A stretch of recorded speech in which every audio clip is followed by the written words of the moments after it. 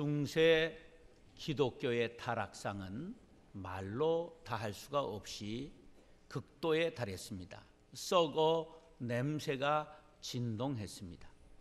그래서 사람들은 이렇게 권력하고 야합하고 성직을 팔고 그리고 좋은 교회가 있으면 돈 주고 그곳을 사는 그러한 일이 자행되고 있는 이러한 교회는 다시 일어날 수 없다고 생각을 했습니다. 종교개혁이 일어났습니다. 그래서 이제는 천주교는 죽었다 그렇게 생각을 했습니다. 그런데 천주교는 죽지 않았습니다. 그래서 교회 사가들이 천주교가 죽을 줄 알았는데 썩어 문드러질 줄 알았는데 어떻게 이렇게 다시 살아났을까 하는 것을 연구했습니다. 썩어 냄새나는 그 시냇물에 어디에선가 맑은 샘줄기가 수혈되고 있는 것을 발견했습니다. 그래서 그것을 따라 올라가 보니 그 샘물의 근원은 프란치스코 수도원이었습니다. 프란치스코라고 하는 수도사 하나가 거룩한 생활에 힘쓴 것을 영향받아 많은 수도사들이 일어났고 그들의 경건 운동이 맑은 물줄기가 되어 썩어 냄새나고 죽어가던 천주교를 살렸다고 역사가들은 증언하고 있습니다. 한 사람의 성화된 한 사람의 영향력은 이와 같이 지대한 것입니다. 마틴 루터가 중세 기독교를 개혁할 때 세 가지 구호를 외쳤습니다. 오직 믿음, 오직 성경, 오직 은혜. 천주교는 오직 믿음이 아니라 공로를 더해야 된다고 강조를 했습니다. 그리고 오직 성경이 아니라 성경 외에 교황이 법으로 만든 전승이 성경과 동일한 권위를 가진다고 여러 가지 잘못된 법을 만들어냈습니다. 오직 은혜라고 한 것은 하나님의 은혜만이 아니라 세상 사람들의 공력이 합해져야 구원에 이른다고 가르치는 것에 대한 반박을 담고 있는 위대한 구호입니다. 이 믿음이 오늘날 우리에게까지 전해졌습니다. 한국교회는 세계 기독교 역사상 그 유래를 찾아볼 수 없는 놀라운 부흥이 일어나 이것을 교회 사가들은 폭발적인 부흥이라고 일컫습니다. 그런데 7, 80년 전 세계가 주목하며 폭발했던 이 한국교회가 지금은 침체 일로를 걷고 있음을 우리는 우려하고 있습니다. 왜 이렇게 급격하게 폭발적인 부흥이 일어난 지 20년도 안 돼서 노화 현상이 일어나고 있는 것일까? 그 까닭은 여러 가지 원인이 있겠으나 한 가지 분명한 것은 성화의 문제를 등한시한 데서 기인하는 것입니다. 우리의 구원은 오직 믿음으로만 얻는 오직 하나님의 은혜입니다. 이것은 변치 않는 진리입니다. 그러나 우리가 유념해야 될 것은 구원 받았어도 우리는 완전한 존재가 될 수 없습니다. 천국 그날까지 우리는 성화의 길을 쉬지 않고 달려가야 합니다. 그런데 한국교회는 이 문제를 간과했습니다. 열심히 믿고 뜨겁기는 믿는데 성화를 위한 수도 생활이 전혀 없었습니다. 사모하고 기도원도 가고 금식도 많이 하고 그러나 체계적인 성화의 교육에 안내가 없었던 것입니다. 그러면 성화가 무엇인가? 유명한 말 사람들의 성화에 대한 정의를 한번 읽어보겠습니다. 시작. 성화란 인간이 되고 십자가에 달려 죽고 부활한 예수 그리스도의 그 유일한 모습에 끌려 들어가 그와 같은 모습이 되는 것이다. 성화는 그리스도와의 연합된 생활을 의미한다. 성화란 하나님의 길로 전향하여 그 우리들의 마음과 생활을 그리스도의 모습으로 변화시켜 나가는 과정이다. 성화는 새 존재의 힘이 개인과 공동체, 교회 안과 밖을 변화시키는 과정이다. 성화는 죄로부터의 분리를 의미한다. 여러 가지 말이 있지만 이 말을 한마디로 정의하면 성화란 예수님을 닮아가는 것을 의미합니다. 우리 모두가 예수님을 닮게 되시기를 축복합니다. 우리는 성화의 완성이 이 땅에서 이루어지는 것이 아니라 그 나라, 하나님의 나라에 이를 때 완성된다는 것을 알고 있습니다. 그러므로 우리는 쉬지 않고 전진 또 전진해야 됨을 기억하시기 바랍니다. 그런데 수도 생활에 대한 오해가 있어요. 이 성화를 위한 수도 생활은 머리 깎은 스님이나 하시는 것이고 결혼하지 않은 신부나 수녀가 하는 것이라고 하는 오해입니다. 아닙니다. 집에 있으면서도 수도 생활하는 것을 천주교에서는 제가 수도사라고 말하고 불교에서는 제가 불자라고 말합니다. 그런데 안타깝게도 개신교회는 수도적인 영성을 강조하는 말이 없다는 것입니다. 믿음으로 구원받는 것 그 한 가지로 다 됐다 생각하기 때문에 성화에 힘쓰지 않습니다. 그 결과 향기를 풍기지 못하고 악취를 풍깁니다. 맑은 샘물을 흘리지 못하고 세상 사람들과 똑같이 탕류에 떠내려가고 있습니다. 그러니 빛이 되지도 못했고 소금이 되지도 못하는 것입니다. 더 이상 세상 사람들이 교회를 존경하지도 사모하지도 않습니다. 비난하고 손가락질 받는 경지에 이르렀습니다. 그 결과 선교의 문이 닫히기 시작했습니다. 그러나 아직 늦지 않았습니다. 내가 먼저, 우리 교회가 먼저 성화의 길을 걷고 제가 수도 운동을 일으킨다면 다시 회복이 가능합니다. 고린도전서 10장 31절 시작. 그런즉 너희가 먹든지 마시든지 무엇을 하든지 다 하나님의 영광을 위하여 하라. 아멘. 이 말씀을 기억하며 식생활도 언어생활도 경제생활도 우리의 일거수일투족을 하나님의 영광을 위하여 산다면 자신이 거룩해지는 것은 물론이요 거룩한 영향력을 이 세상에 미치게 될 줄로 믿습니다. 사랑하는 형제 자매 여러분, 오늘 본문 말씀을 통하여 성화의 방법을 깨닫고 그 길을 걷기에 힘써 예수의 향기를 풍기는 거룩한 하나님의 자녀들이 될 수 있기를 예수님의 이름으로 축원합니다. 따라하시죠. 썩어질 것을 피해야 합니다. 귤을 살 때 한 봉지 사는 게 정답입니까? 한 상자씩 사는 게 정상입니까? 법은 없어요. 그러나 한 상자를 샀을 때 유념해야 될 것은 반드시 매일 열어보지 아니하면 하나가 썩어서 문드러지면 그 가스로 인하여 주변에 다른 귤이 전부 썩어서 절반은 버려야 될 일이 생긴다는 것을 알아야 합니다. 그래서 데살로니가전서 5장 22절은 악은 어떤 모양이라도 버리라고 말씀하고 있는 것입니다. 이렇게 강조하는 것은 악의 전염성이 매우 무섭기 때문입니다. 이스라엘의 최대 절기인 유월절이 오면 이스라엘의 여인들은 전부 집안을 샅샅이 청소합니다. 우리도 명절이 오면 집안을 청소하는 그러한 습관이 있지요. 그런데 그들은 청소하다가 반드시 버려야 할 것이 있는데 누룩을 찾아서 한 톨이라도 전부 밖에 내버리게 되어 있습니다. 왜 그럴까요? 누룩은 한 줌만 가루 서말 속에 넣어도 가루를 전부 부풀게 하는 확장성이 있기 때문입니다. 죄를 상징하는 이 누룩, 그것을 내어 버리라고 하는 것입니다. 오늘 본문 4절에 우리가 피하고 버려야 할 것을 말씀합니다. 시작.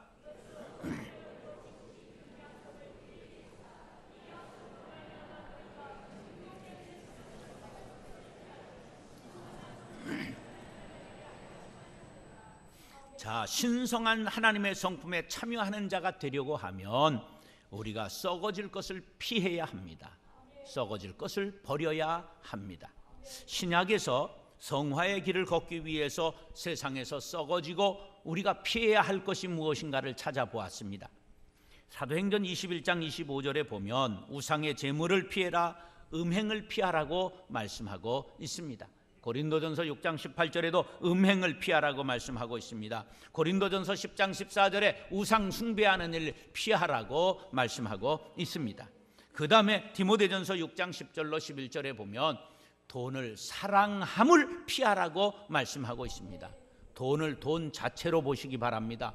우리가 돈을 사랑하는 단계에 들어가면 이미 돈을 우상 삼게 되는 것이기 때문입니다.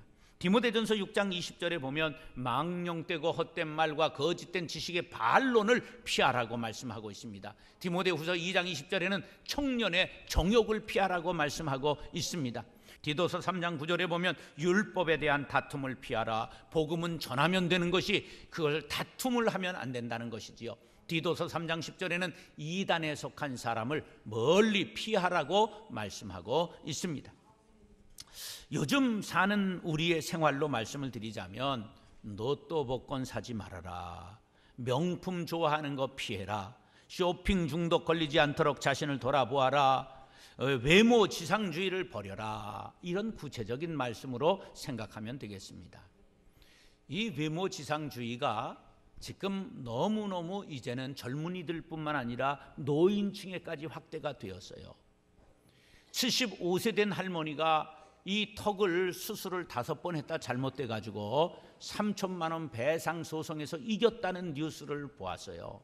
아, 이제는 어른들까지 돌기 시작했구나, 이런 소리를. 여러분, 우리가 코 정도 높이는 건 애교로 봐줄 수 있지요. 눈을 앞트임하고 뒤트임 2mm씩 찢는 것쯤이야 뭐 누가 뭐라고 그러겠습니까? 어쩌자고 이걸 확 뒤집어 가지고 이런 걸 그냥 깎고 다듬고 그러십니까?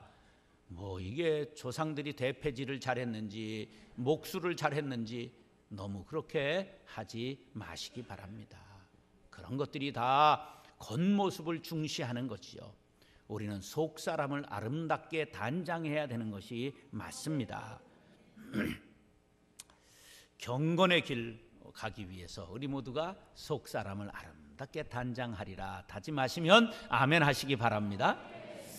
인간은 모두 불완전한 존재입니다. 하나님은 인간의 불완전함 때문에 예수님을 우리에게 보내주신 줄 믿으시기 바랍니다. 불완전함이 은혜요 복인 것을 기억하시기 바랍니다. 우리는 그 불완전함 때문에 하나님을 찾게 된 것입니다. 신앙인은 외모에 너무 신경을 안 쓰는 것이 좋습니다. 속에서부터 배어나오는 인격의 향기로 아름다운 사람들 될 수 있기를 축복합니다. 우리가 왜 썩어질 것을 피해야 합니까?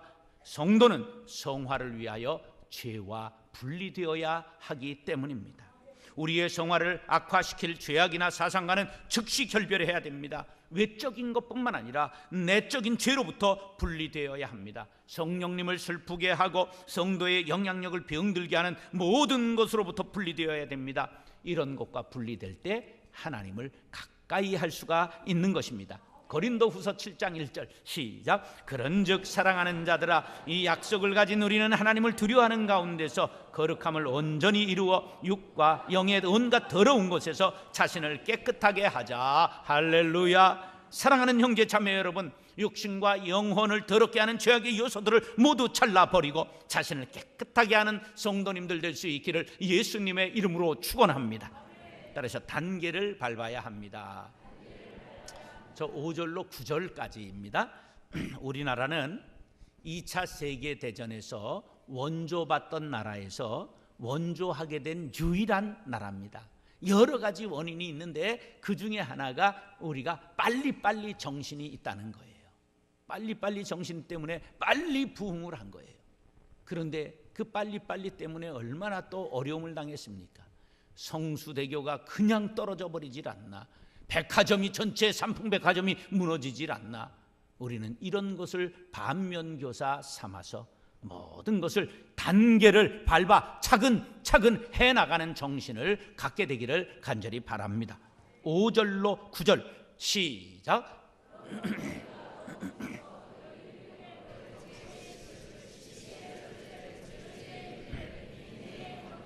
경건의 형제 우애를 형제 우애의 사랑을 더하라.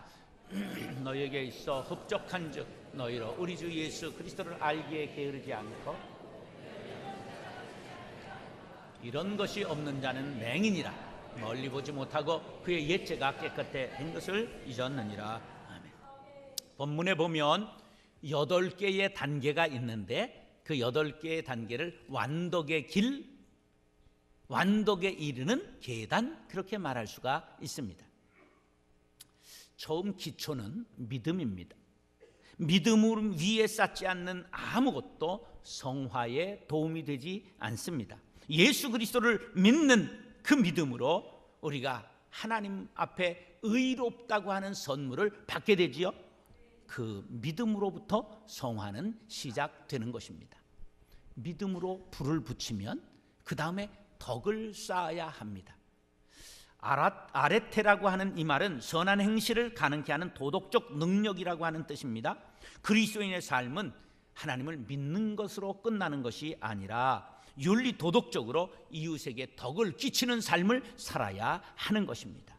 믿음은 있는데 덕이 없으면 하나님의 영광을 가리우기 때문입니다. 믿음의 덕이 있는 사람은 세 번째로 지식을 쌓아야 합니다. 그노시스라고 하는데 인간의 이성과 통찰력에 의해 배우는 일반적 지식과 하나님의 말씀에 대한 지식을 뜻합니다. 덕은 있는데 지식이 없으면 남을 가르친다든지 바르게 인도할 힘이 없기 때문에 반드시 지식을 쌓아야 합니다. 그래서 성경 공부를 해야 되는 것입니다. 네 번째 단계는 절제입니다. 엥크라테이아라고 말하는 이 뜻은 자제력이라는 뜻입니다. 지식에는 반드시 절제가 요구됩니다. 안다고 다 말해서도 안 되고 안다고 교만해서는 더욱 안 됩니다. 절제 없는 지식은 남을 실족시키고 자신에게도 화근이 될 수 있기 때문입니다. 다섯째 단계는 인내입니다. 휘포모네라고 하는 이 말은 굳게 버티는 지구력을 뜻하는데 절제하려면 인내심이 필요하고 신앙이 성장할수록 큰 시련을 당하는데 시련과 박해를 당할 때 인내가 필요하기 때문에 한 번 참고 마는 것이 아니라 오래 참을 수 있는 지구력이 필요한 것입니다. 바로 파도와 같이 갈마들어 오는 시련을 이길 수 있는 것은 지구력 있는 절제인 것입니다. 그러므로 그것을 인내라고 말하는 것입니다. 여섯째 단계를 경건이라고 말하는데 유세베이아라고 하는 이 말은 좋은 예배를 드리는 것을 뜻합니다. 절제하고 인내심이 좋은 사람들이 자칫 스스로를 높일 수 있습니다. 이렇게 되면 남을 정죄합니다. 나는 그러는데 왜 너는 못하느냐? 이렇게 되면 다른 사람들이 상처를 받습니다. 진정한 경건은 남을 압박하는 것이 아니라 하나님을 올바로 섬기고 자신을 하나님께 드리는 예배자가 되는 것임을 기억하시기 바랍니다. 일곱째 단계를 형제 우애라고 말합니다. 필라델피아라고 하는 이 말은 인간에 대한 사랑을 뜻합니다. 진정으로 하나님을 섬기는 예배자는 받은 은혜를 가지고 나아가 사람을 사랑하며 섬기는 것입니다. 하나님 사랑, 이웃 사랑, 이것이 바로 사랑의 완성이 되는 것입니다. 마지막 단계 사랑은 아가페라고 말하는데 이것은 하나님의 말로 다 할 수 없는 모든 것을 주시는 무조건적인 사랑을 뜻하는 것입니다. 우리들도 이 사랑을 받으면 다른 사람들을 조건을 따져서 사랑하는 것이 아니라 나도 큰 은혜, 큰 사랑을 받았으니 나도 조건 없이 주며 사랑하는 단계에 이르는 것, 아가페적인 사랑의 모든 덕에 이르는 완성의 단계에 도달하게 되는 것입니다. 바로 우리는 하나님, 나도 아가페의 사랑을 주시옵소서 간구하시기 바랍니다. 이것이 바로 완덕의 길을 걷게 되는 것입니다. 이제 게으르지 않게 이 단계를 밟아야 합니다. 성화는 점진적입니다. 건너뛰려고 하지 마십시오. 한 단계 한 단계 천천히, 그러나 쉬지 말고 올라가시기 바랍니다. 불교에서 수행 용어 중에 단번에 깨달음을 얻는 걸 돈오라고 말하고 단계적으로 깨닫는 것을 점오라고 말합니다. 중국의 선승 종밀이라는 분이 깨달음의 경지에 대해 4가지로 정리한 게 유명한 말입니다. 도노 돈수, 도노 점수, 점수 도노, 돈수 점오, 이러한 단계가 있는데 이 중에 제일 최고를 도노 점수라고 말하는데 문득 깨달은 후에 점진적으로 수행하는 것을 도노 점수라고 말합니다. 이것을 우리 기독교에 대해서 말하면 제가 만든 말인데 이렇게 말할 수 있습니다. 돈구점화라. 돈은 문득 혹은 그 별안간 그러한 뜻으로 해석할 수가 있습니다. 구원은 순간적이나 성화는 점진적이다. 시작. 그렇습니다. 성경에 성화의 단계가 점진적으로 이루어져야 되는데 이것을 생략해서 실패한 사람들을 찾아볼 수 있습니다. 사울 왕은 이 수행 과정이, 성화의 과정이 생략되었어요. 그랬기 때문에 그는 실패한 왕이 되고 맙니다. 입다라고 하는 사사가 또한 그러합니다. 그는 마적대 두목이었는데 전쟁에 승리하고 사사가 그저 되었지만 그 옛날에 거친 방법을 수행하고 변화되지 않았기 때문에 무남동녀 외동딸을 제물로 드리는 실수를 하고 말았습니다. 그러나 바울의 경우를 생각해 보십시오. 그는 문득 다메섹 도상에서 부활하는 예수를 만나, 부활하신 예수님을 만나 구원받았지요. 그런데 갈라디아서 7장 17절에 보면 아라비아 광야에서 3년간 기도 생활하고 준비한 후에 다메섹으로 돌아왔다고 성경에 기록되어 있습니다. 바로 이 수행의 단계가 사울을 바울되게 했던 것입니다. 은혜 받았다고 불 받았다고 금방 신학하고 목사 되겠다는 것 조심해야 됩니다. 이왕 할 바에는 정식으로 아라비아 3년의 수행 기간을 거쳐야 된다는 사실을 기억하시기 바랍니다. 여자 나이 12만 되면 초경에 하게 되지요. 그때 여자가 되었다고 아이를 갖게 되면 자신의 몸도 망가지고 마음도 망가지고 아기도 제대로 자랄 수가 없습니다. 적어도 10년쯤 익혀야 그 다음에 아이를 낳으면 아이가 건강하고 산모도 엄마 노릇을 할 수가 있는 것과 같은 이치입니다. 조급해서도 안 되지만 머물기만 해도 안 됩니다. 제자리 걸음을 해서도 안 됩니다. 단계를 밟고 한 단계 정진하시기를 축복합니다. 디모데전서 4장 15절 시작. 이 모든 일에 전심전력하여 너의 성숙함을 모든 사람에게 나타나게 하라. 아멘. 사랑하는 형제 자매 여러분, 전심전력을 다하되 성숙함을 나타낼 수 있도록 한 단계씩 밟아 성화의 길에 오르실 수 있게 되기를 간절히 바랍니다. 그러면 성령께서 여러분을 도와주셔서 믿음의 진보가 나타나게 될 것입니다. 그렇게 되기를 예수님의 이름으로 축원합니다. 따라서 더욱 힘써야 합니다. 조선 숙종 때 성리학자 김창읍이라고 하는 분이 사면집이라고 하는 자기의 책에 사람을 6가지로 나누었습니다. 성인, 전 이퇴계 정도 된 사람을 말합니다. 감히 다른 사람이 미칠 수 없는 분들. 그 다음에 대현, 두려운 자, 감히 이런 사람들. 그 다음 군자, 존경할 자, 선인, 사랑스러운 자, 속인, 고민스러운 자, 소인, 미워할 자, 이렇게 구분했습니다. 여러분은 저 6가지 중에 어느 단계에 이르셨습니까? 저는 제가 적어도 군자 정도는 됐다고 생각합니다. 왜 갑자기 싸늘해지십니까? 제가 경기도 시흥군 군자면에서 출생을 했다는 놀라운 사실입니다. 저는 태어날 때부터 군자가 된 사람입니다. 사실 지금 내가 어느 단계에 있느냐는 그리 중요하지 않습니다. 내가 더욱 힘쓰고 있느냐가 중요하다는 말씀입니다. 성화의 길에 더욱 힘쓰고 있는가?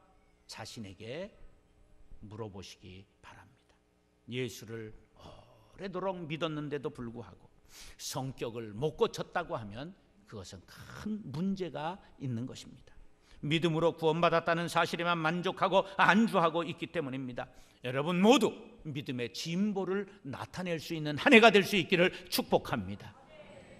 고린도전서 13장 11절에 귀한 말씀이 있습니다. 시작. 내가 어렸을 때에는 말하는 것이 어린아이와 같고 깨닫는 것이 어린아이와 같다가 장성한 사람이 되어서는 어린아이의 일을 버렸노라. 아멘. 어린아이의 일을 버리셨습니까? 말과 지각과 생각이 장성한 사람이 되었습니까? 그렇지 못하다면 힘써야 합니다. 더욱 힘쓰셔야 합니다. 베드로후서 1장에는 더욱 힘써라는 말이 3번이나 등장하고 있습니다. 이것은 최상급으로 강조하고 있는 것을 알 수가 있습니다. 성화에 이르는 길은 해도 좋고 하지 않아도 무방한 일이 아니라 반드시 힘써야 한다는 것을 강조하고 있는 것입니다. 10절로 11절 시작.